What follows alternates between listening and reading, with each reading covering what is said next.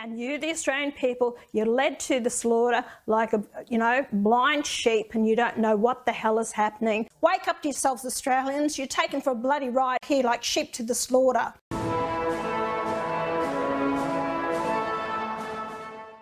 The government boldly declared that they were going to facilitate 1.2 million homes being built in a 5-year period.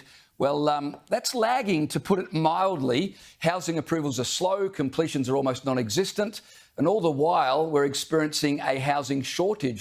We also want to help more Australians live in their own home. That's a joke. James, again, government policy, this Labor Party that is government of this nation. I wish people would actually sit down and understand the politics of this nation and what the Labor Party have dished out to us.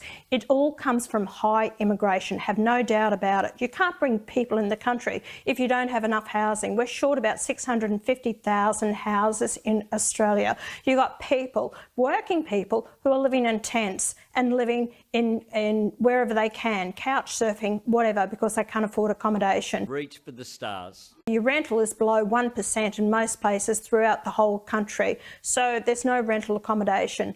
This was a farce that the government put up. It's like, oh, look what we're going to do for you, and they've never produced it. They never will. That's my style. I hope you've noticed that. And they've put that $10 billion aside in a fund, and guess what? Not one house has been built, and I think it's about $35 million that's gone into administration fees, paying these executives huge amounts of money. It's what Labor governments do. And you, the Australian people, you're led to the slaughter like a, blind sheep, and you don't know what the hell is happening. Wake up, sheepyhead.